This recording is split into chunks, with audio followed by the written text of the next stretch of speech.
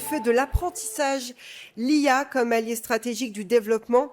Les intervenants sont Pierre Monclos, conférencier RH et IA et transition écologique RH42. Mélanie Paillou est également avec nous, PhD, manager de l'innovation chez Performance. Et puis enfin, Dominique Duquesnoy, directeur général chez Performance. C'est à vous et je vous rappelle qu'il y a une session de questions-réponses à la fin, donc vous pourrez poser toutes vos questions. Merci. Bonjour à toutes et à tous. J'ai l'impression qu'on m'entend bien puisque je m'entends. Je vous propose de rentrer dans le vif du sujet sans plus attendre.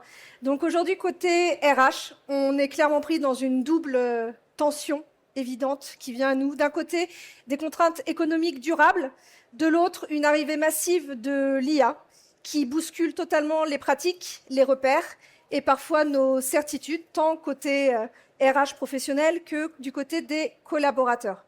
Et au milieu de tout ça, il y a une vraie question qui se pose. Comment continuer à porter des promesses fortes de développement, d'engagement et d'employabilité sans renoncer à l'ambition humaine et sans subir l'IA comme une menace? Ce qu'on vous propose aujourd'hui, c'est justement de regarder l'IA autrement, pas une IA comme un outil de substitution, mais comme une alliée stratégique de développement. Parce que dans un monde où le savoir devient de plus en plus accessible à tous, finalement, la compétence n'est plus seulement ce que l'on sait, mais c'est la capacité à apprendre, à se questionner, à recevoir du feedback et à s'ajuster en permanence. Alors, pour parler de tout ça, j'ai le plaisir d'être accompagnée de deux invités qui vous ont été déjà présentés, donc je ne vais pas en rajouter une couche. Donc, vous avez Pierre Monclos, donc, qui a bien un double parcours entrepreneur RH et DRH, notamment avec son expérience de plus de 10 ans chez Youno. Et je suis aussi accompagnée de Dominique Duquesnoy, directeur général de Performance, qui a démarré sa carrière en tant que professeur et formateur, ce qui lui a donné une grande sensibilité à l'apprentissage et au développement humain. Pour ma part, je dirige l'innovation chez Performance. Et si vous ne connaissez pas encore Performance, nous sommes experts de l'évaluation des soft skills à travers les tests psychométriques, mais également des prestations de services depuis maintenant plus de 40 ans, dans divers contextes RH, recrutement, mobilité, gestion de carrière, développement des compétences. Et donc, nous sommes au stand 10. Donc, Pierre, j'ai une première question. Donc, je parlais en introduction, finalement, de cette double tension que l'on observe aujourd'hui. Est-ce que toi, concrètement, tu l'observes sur le terrain et côté RH? Alors oui, je dirais même plus qu'une double tension. Tu l'as dit, il y a des contraintes économiques. Surprise, quand il y a des contraintes économiques, qui sont les premiers budgets RH. Pardon, lapsus, j'ai déjà répondu à la question. Vous avez compris, je suis ancien RH et je suis déjà passé par là. On a des budgets RH qui sont contraints. Et surprise, mais là ça va dépendre de vos entreprises, on voit poindre de nouvelles attentes sur mais au fait c'est quoi vraiment la performance des équipes?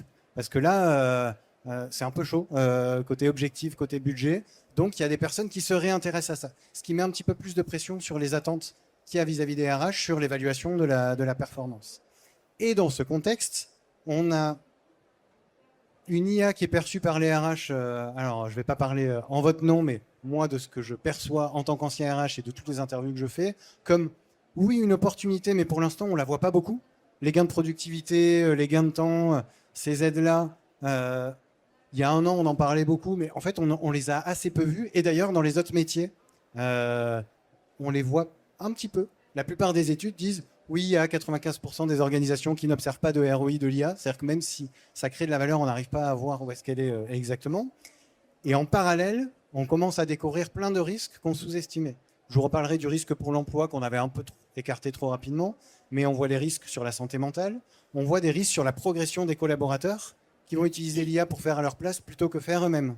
Et donc là, on aurait une IA de substitution et pas une IA de confrontation qui fait que ça a été déjà démontré par de premières études, on n'a pas beaucoup de recul, mais il va y avoir des impacts sur le cerveau qui vont dans le sens opposé à ce dont on a besoin pour avoir des équipes qui se développent. Et si les équipes ne progressent pas, comment elles vont faire pour contrôler le résultat de l'IA, puisque ce sera une partie de leur responsabilité? Sur le terrain, côté salarié, beaucoup avaient évacué le risque sur l'emploi en se disant c'est bon, maintenant on a testé l'IA générative, on voit qu'elle va transformer notre travail, mais elle ne va pas vraiment le remplacer. Et puis, depuis quelques mois, on parle des agents IA. Il y a des entreprises qui mettent des agents dans les organigrammes. Donc, c'est en train de raviver une tension sur... Mais au final, il y a peut-être vraiment un risque pour l'emploi à court terme. C'est une perception, hein, je ne dis pas que c'est vrai. Et il y a une baisse d'emploi des juniors qui commence à être médiatisée. Vous avez peut-être vu ces études, mais qui arrivent jusqu'au JT de France 2 et TF1. Il y en a qui disent bon, il y a des boîtes qui commencent à moins recruter de juniors parce que l'IA fait ce travail à leur place. Donc, on commence à réavoir une méfiance alors même qu'on observe les premiers gains de productivité. Donc ça crée une tension assez difficile à gérer. Et on a un mélange de perceptions positives et négatives d'IA dans les entreprises qui bougent en permanence. Là, je vous ai donné à date à l'instant T. Il va falloir composer avec. Justement, ça me permet de rebondir, Pierre, sur une étude qu'on a menée, nous, chez Performance, sur cette question de perception de l'IA. En fait, on a mené une étude sur plus de 800 collaborateurs et RH, et on s'est intéressé à la perception qu'ils avaient de l'IA dans des contextes d'évaluation. Et il y a quelque chose d'extrêmement fort qui ressort de cette étude, c'est que l'IA est bien mieux perçue lorsqu'elle est un accompagnant, lorsqu'elle accompagne le collaborateur, quand elle aide vraiment au développement, quand elle coach finalement la personne évaluée, mais absolument pas lorsqu'elle évalue ou lorsqu'elle est perçue comme un juge au final. Donc Pierre, cette différence entre l'IA qui évalue et l'IA qui accompagne, est-ce que ça fait écho aussi à ce que tu observes dans les organisations ? Alors, non seulement oui, mais en plus, pour une fois, c'est en phase avec nos intuitions. Parce qu'avec l'IA dans les RH, il y a beaucoup de choses qui sont plutôt contre-intuitives. On se dit, ah mince, ça va pas se passer comme on avait fait dans la transformation digitale. Bon, là, sans surprise, si on se dit qu'on va diffuser une IA qui évalue les personnes et qu'il va y avoir des conséquences sur les résultats, sur la performance qui est déclarée auprès de leur manager, il va y avoir de la défiance et de la méfiance. C'est trop tôt. Ça ne veut pas dire qu'il l'IA ne pourra pas bien le faire, mais c'est beaucoup trop tôt. Alors que si la promesse, c'est de dire les premiers apports de l'IA dans les RH, ça va être pour vous aider à progresser, globalement, c'est plutôt bien reçu. Je dis c'est plutôt bien reçu parce qu'il y a de la méfiance sur oui, mais ça va m'aider à progresser, mais si demain elle a remplacé mon emploi, il y a plein de discours que j'avais juste avant qui montrent que ça va être un petit peu compliqué. Mais l'évaluation, on est sur un sujet sensible, qui est l'une des raisons pour lesquelles l'IA progresse moins vite dans la fonction RH que dans d'autres fonctions. Alors, il y a plein d'études, donc c'est dur de trouver les choses qui vont vraiment durer. Moi, j'ai trouvé un élément marquant dans une étude de KPMG qui vient de sortir là, il y a quelques jours, qui s'appelle Trends of AI, et où ils disent que les RH commencent par les usages à faible risque et sont beaucoup plus prudents que les autres fonctions, du fait de la sensibilité humaine des enjeux qu'ils ont à gérer. L'évaluation en est clairement un. Et l'évaluation, ça sert à mesurer la performance. Et la performance, ça a longtemps été administratif. C'est un sujet qui est sensible, qui est toujours aujourd'hui sujet à de nombreux biais. C'est le thème de plein de conférences. Et l'IA, elle pourrait nous aider, mais elle pourrait aussi amener d'autres biais. Donc moi, aujourd'hui, les premières entreprises qui évoluent dans le bon sens, je trouve que ce sont celles qui disent nous, on va développer des usages apprenants. Et l'IA, plutôt que de faire à la place des collaborateurs, c'est encore une fois ce qui commence à être théorisé par Jean Recoulier de Safran, on ne va pas avoir une IA de substitution, on va lui demander de faire à notre place. Même quand c'est automatisable, on va continuer de temps en temps de le faire pour garder nos savoir-faire. Et on va utiliser des usages comme l'IA Challenger pour qu'elle nous fasse des feedbacks ou pour qu'elle nous aide entre humains à mieux se faire des feedbacks. Là, on est à peu près tous sûrs que ça va créer de la valeur. Et on verra plus tard pour se faire évaluer ou se faire des feedbacks par l'IA et on tire des conclusions sur notre performance. Parce qu'il n'y a qu'en se faisant des feedbacks entre humains qu'on se connaît mieux soi-même. Et ça, c'est la base pour progresser. En fait, ce qui est hyper intéressant, c'est que finalement, le problème n'est pas l'IA en soi, mais plutôt ce qu'on lui demande finalement d'accompagner. Et donc, si l'IA n'est pas attendue pour juger, mais plutôt pour progresser, du coup, il y a vraiment une nouvelle question qui se pose, c'est qu'est-ce que ça veut dire aujourd'hui se développer ? Et donc là, moi, je sais que Dominique, tu as une vision, tu as un avis assez tranché sur cette question. Pour toi, la compétence clé aujourd'hui, c'est plus le savoir en soi, mais c'est plutôt la capacité à apprendre. Pourquoi ? Alors, le savoir reste important. Les connaissances restent importantes dans une organisation pour pouvoir produire, réaliser des productions. Par contre, il y a un mouvement qui s'est lancé il y a déjà quelques années. C'est la manière de penser en fait notre contribution dans l'organisation. Je pense qu'on parlera la manière dont on légitime en fait son implication, son engagement au travail va évoluer. On parlera de moins en moins de compétences techniques, même si on en parlera toujours, bien sûr. Il y a des tâches opérationnelles qui sont évidentes et qui vont perdurer. Ceci dit, le fait de composer sur uniquement la légitimité technique va poser la question du renouvellement du stock de connaissances et du stock de compétences qu'on est capable d'acquérir tout au long de sa carrière ou de sa trajectoire professionnelle. La légitimité aussi en termes de leadership ou la légitimité en termes statutaires va évoluer. Je pense qu'on va parler de plus en plus de contribution et cette notion de contribution implique ou suppose en fait quelque chose, c'est que l'individu doit avoir une vision claire de lui-même, de ses ressources, ses qualités, ses dispositions, doit avoir une vision claire de ses activités et de son rôle dans l'organisation et une vision claire de son environnement. À ce titre, c'est un apprentissage permanent dans un monde qui est de plus en plus flou, où les stratégies se renouvellent, où les technologies évoluent très rapidement et où on recompose finalement notre rôle dans l'organisation. Donc, à partir de là, il y a un acte qui devient essentiel, c'est d'apprendre, de désapprendre et de s'adapter. Et ça, c'est sûrement la métacompétence la plus importante, ce degré de flexibilité finalement que chaque personne va pouvoir construire avec le soutien de son environnement, de son organisation, de son entourage, pour pouvoir justement renouveler tout son stock et sa légitimité au sein d'un monde professionnel. Mais du coup, si la compétence clé devient la capacité à apprendre, Pierre, pour toi, qu'est-ce que cela change en fait dans la manière dont les collaborateurs doivent se développer au quotidien? Alors, ça change pas mal de choses. C'est pas un sujet nouveau. Moi, je l'ai vécu quand j'étais RH. L'une des premières démissions qu'on a eues dans l'entreprise, c'est quelqu'un qui m'a dit j'apprends plus rien. On était dans une start-up, on pensait qu'on faisait plein de choses. On faisait de la formation nous-mêmes. Donc, autant vous dire que j'ai pris le feedback personnellement, mais au sérieux. Et je me suis dit, comment on fait? En fait, on le sait déjà, avec notamment l'entreprise apprenante.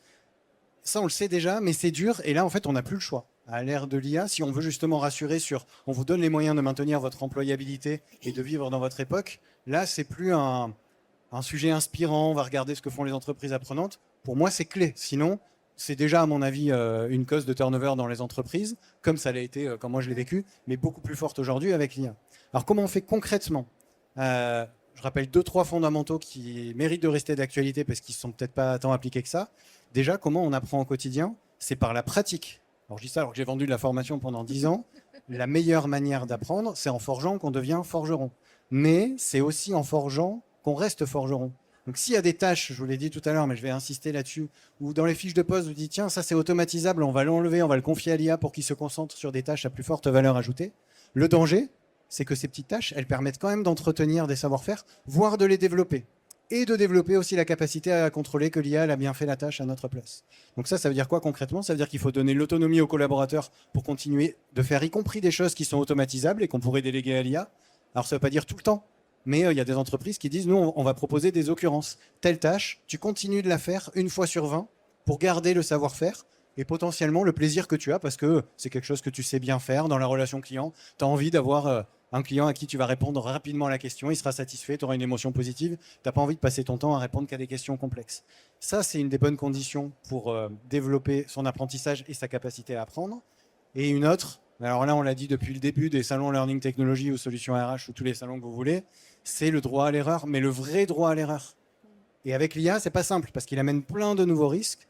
Donc, il faut trouver, si ce n'est pas déjà la culture de votre entreprise, comment on fait un peu plus de place à ce droit à l'erreur dans le quotidien des managers pour qu'ils autorisent ça, à condition qu'on apprenne. Le droit à l'erreur, c'est on fait une erreur une fois, on en apprend, on le partage aux autres. C'est pas je fais une erreur de manière répétée. Donc il y a un enjeu de, c'est pas nouveau, mais de revaloriser ce droit à l'erreur. Et il y en a qui disent, on va parler d'esprit critique évidemment, il y en a qui disent la meilleure manière de commencer à ça, c'est d'apprendre les personnes à douter. Qu'on bosse avec de l'IA ou pas, on réapprend à douter de tout, parce que ça, c'est ça qui va nous permettre, tu le disais Dominique, de désapprendre pour après apprendre à nouveau. Et ça se fait pas du jour au lendemain, c'est pas intuitif pour tout le monde, ça bouscule des choses qui peuvent être assez profondes, surtout pour les personnes qui font depuis 20 ans le même métier. Et là, on va devoir leur dire, bah non, ça en fait, ça va marcher maintenant différemment. Ou on sait pas, dans tous les cas, il faut que tu doutes, y compris de sujets sur lesquels tu nous as dit que c'était comme ça qu'on faisait depuis une vingtaine d'années. Donc pour moi, il va falloir travailler sur la culture d'entreprise et la culture du droit à l'erreur, notamment parmi les exemples qu'il y aurait à faire. Ouais, donc de ce que je comprends, en fait, c'est vraiment un changement profond des pratiques de développement. Et finalement, pour que ces nouvelles pratiques fonctionnent, est-ce qu'il n'y aurait pas un prérequis, Dominique, que chacun, en fait, comprenne comment il apprend, comprenne comment il fonctionne, et donc finalement, comment l'IA pourrait-elle contribuer à cette connaissance de soi sur ses propres fonctionnements dans l'apprentissage Alors, il y a 25 ans, quand Vincent Lennart a initié le coaching en France, il a fait le pronostic suivant, c'est qu'il y aurait à 10 ans ou 20 ans un coach pour tout le monde.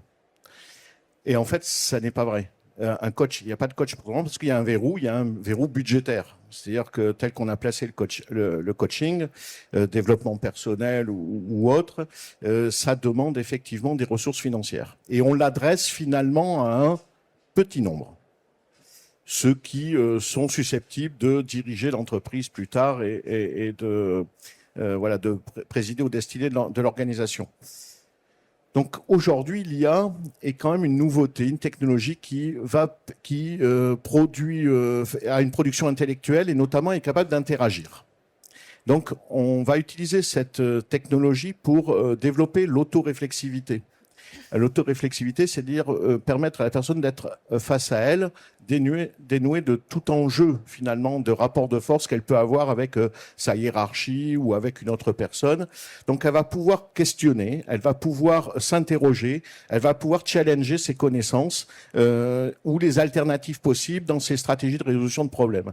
Donc ça, c'est placer l'IA dans un acte de réflexivité, en tout cas en soutien de la réflexivité, va permettre en tout cas de tester pour l'individu des choses et d'apprendre à mieux se connaître dans sa relation au changement, dans les alternatives possibles en fonction de ses propres ressources, de ses propres dispositions, de ses propres qualités, lui offrir des alternatives nouvelles, lui donner des champs de vision. Et quand je parle avec Jacques Juel, qui est un professeur émérite en psychologie, il me dit c'est toujours une question d'angle de vue. Je pense que l'IA va donner demain des angles de vue différents, en tout cas différents de ce qu'elle pourrait, elle, imaginer en fonction de ses possibilités. Donc ça va permettre de challenger, de remettre en cause ses propres façons de faire, ses propres façons de voir le monde ou d'imaginer des solutions nouvelles. Donc il y a une relation au changement, une relation bien sûr aux technologies à développer, une remise en cause en fait et le doute, de faire en sorte que la personne puisse finalement challenger ses savoirs et ses connaissances dans une interaction et dans l'intimité et la confidentialité toujours de l'interaction avec l'IA. Et ça, c'est vraiment intéressant. On note dans les études, dans la littérature scientifique, que les personnes qui interagissent avec une IA s'autorisent d'être ignorants.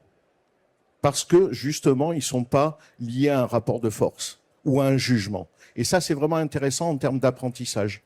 Donc, à travers ça, ce qu'on va pouvoir imaginer avec l'IA aujourd'hui, les chats IA, sur la connaissance de soi, c'est de pouvoir développer l'esprit critique, mais l'esprit critique, à mon avis, autour du conflit cognitif. C'est-à-dire comment on s'approprie les choses et comment on va pouvoir voir les choses avec des angles de vue très différents. Alors, pour vous apporter peut-être un niveau de précision sur l'IA générative que l'on a développé, nous, chez Performance. Donc, je le disais tout à l'heure, on est spécialiste de l'évaluation des soft skills à travers la passation de tests psychométriques. Et aujourd'hui, quand une personne évaluée passe nos tests, elle arrive sur une interface où elle va pouvoir découvrir son rapport de résultats avec un accompagnement d'une IA générative, mais pas n'importe quelle IA générative. C'est pas un plug de ChatGPT ou Copilot, c'est une IA générative que l'on a paramétrée nous-mêmes avec toute l'expertise de Performance, donc 40 années d'expertise, et puis avec une sécurisation des données également. Et donc, cette IA générative, elle est vraiment là pour accompagner la personne évaluée dans la réflexivité, l'accompagnement. Et d'ailleurs, elle est soutenue, cette IA générative, par une théorie scientifique connue qui est l'appropriation cognitive du feedback. Et cet enjeu à cette IA générative, quand elle interagit avec la personne évaluée, c'est qu'elle doit permettre à l'évalué de comprendre ce qui se dit de lui. Elle doit permettre à l'évalué d'accepter des choses. C'est pas accepter dans le sens on a dit quelque chose sur lequel je ne suis pas d'accord et je suis obligée d'accepter ça. C'est pas ça le sens d'accepter ici. C'est un sens conatif. C'est affectif, c'est-à-dire être en mesure de pouvoir exprimer un désaccord sur quelque chose avec lequel je ne suis pas en accord. Et puis enfin, il faut s'approprier les choses et se mettre en mouvement, en action, pour pouvoir enclencher l'envie de développer des compétences. Donc aujourd'hui, on a un recul d'une année sur la mise en place de cette solution chez nous. Donc cette IA générative qui est adossée à l'ensemble des tests de notre gamme. Et on a 800 évalués qui ont pu bénéficier de cette IA et les résultats sont extrêmement encourageants. On a plus de 88% des utilisateurs qui rentrent dans cet usage, qui interagissent avec l'IA. On a une durée moyenne d'interaction qui est à 34 minutes aujourd'hui, donc c'est quand même un temps long. C'est-à-dire que les gens prennent le temps de réfléchir sur eux-mêmes et via l'IA générative de réfléchir sur eux-mêmes. Et enfin, peut-être une dernière data pour les collaborateurs qui avaient l'opportunité de créer un plan de développement individuel à travers toute cette interface, cette expérience candidat. Et bien là, pareil, on est à plus de 80% des individus qui y vont et qui aboutissent sur un plan de développement. Alors, il nous reste très peu de temps, donc on va devoir passer les questions flash. Ce que je vous propose, c'est de garder les trois dernières minutes pour des questions. Si vous avez des questions, c'est le moment. Sinon, une information peut-être. Nous sommes Performance donc au stand D10 et Pierre nous fait l'honneur d'être à notre stand à partir de 16h. Donc, n'hésitez pas à venir nous voir si vous avez des questions que vous voulez poser plus calmement et pas en public. Mais sinon, vous pouvez lever la main pour des questions. Alors, est-ce qu'il y a des questions? Il y a le micro qui va tourner de toute façon. Vous pouvez lever la main. Pendant qu'il y en a qui réfléchissent aux questions, moi, ce que je trouve intéressant là avec ce que tu as décrit, c'est que, en fait, il y a plein de bonnes idées en RH avec l'IA qui sont un peu des coups en deux bandes. Là, dans ton exemple, on va pas utiliser l'IA pour évaluer les soft skills. Ça, on sait déjà bien le faire. Il n'y a pas besoin d'IA, mais ça va aider les personnes à comprendre leur évaluation. Et ça tombe bien parce que ce matin, on faisait une conférence avec Eril Delisle de la CNIL. En plus, ça respecte beaucoup plus tous les enjeux juridiques et éthiques qu'il y a derrière et dont vous êtes maintenant responsable RH. Pareil sur le tri des CV, sauf que si vous êtes une très grande boîte, souvent il n'y a pas trop intérêt à utiliser l'IA pour trier les CV avec tous les problèmes que ça engendre. Par contre, d'utiliser l'IA pour vous aider à voir si vous avez fait un bon tri en vous challengeant là-dessus, en fait c'est ça. Aujourd'hui, la bonne idée dans plein de boîtes, c'est on ne veut pas un système qui trie, on veut un système qui nous aide à savoir si on a bien fait. Et donc, c'est ça que je disais qui est un peu contre-intuitif parfois. Ouais. On ne va pas utiliser l'IA sur là où on en a le plus besoin a priori, mais des coups en deux bandes. Et alors pour ça, pour trouver, il faut aller interroger des RH, parce que ça, c'est pas très intuitif. Moi, je serais allé sur l'évaluation de l'IA en me disant j'ai peur, comment je fais Je pense que certains aussi. Juste rebondir aussi, j'ai parlé peut-être trop brièvement de la mise à l'échelle. L'expérience que nous avons aujourd'hui, c'est d'être capable de proposer des solutions, des alternatives. Hier, pour faire du coaching pour 600 collaborateurs dans une organisation, aujourd'hui, c'est de l'adresser pour 6000. Donc ça, c'est aussi la possibilité aussi d'agir pour le plus grand nombre et donc de faire bénéficier à un grand nombre de personnes des sessions justement d'aide à la connaissance de soi et pour aider à avoir une vision claire justement de ses ressources et de ses qualités. Il nous reste 3 minutes. Alors, il y a 2 questions là. Très bien. Alors, il y a une hôtesse qui va arriver donner le micro. Pierre. Vous pouvez rester assis.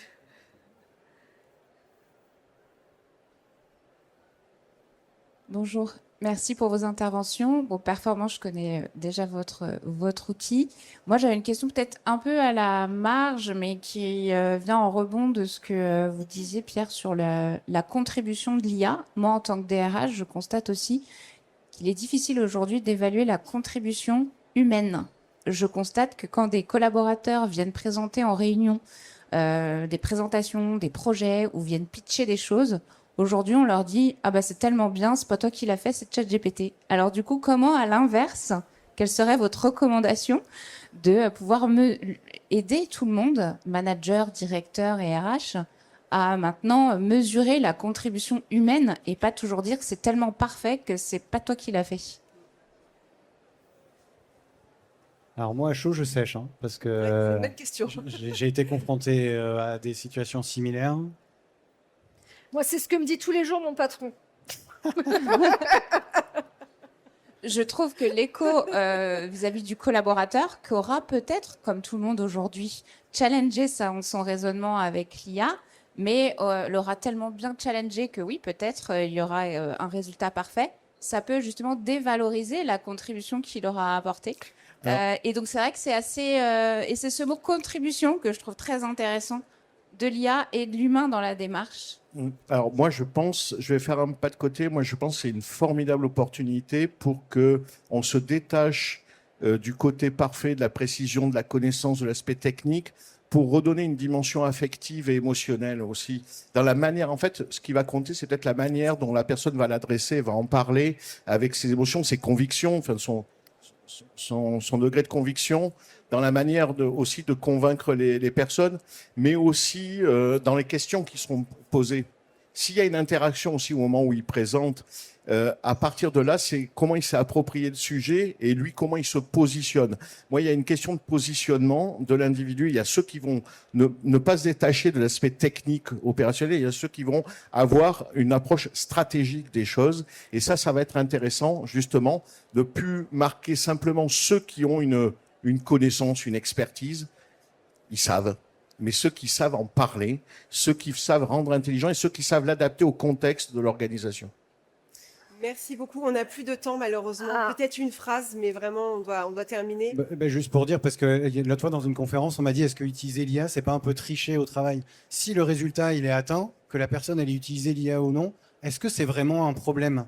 Dans certains cas, oui, mais je pense que cette question, elle peut aussi aider. Parfois, tant mieux. Elle a atteint le résultat, avec ou sans l'IA, c'est pas grave. Le résultat, il est atteint, c'est ce qu'on lui a demandé. Merci Pierre, merci Dominique, merci de votre attention. Merci à vous. Et on vous attend nombreux au stand 10. Merci à tous les trois.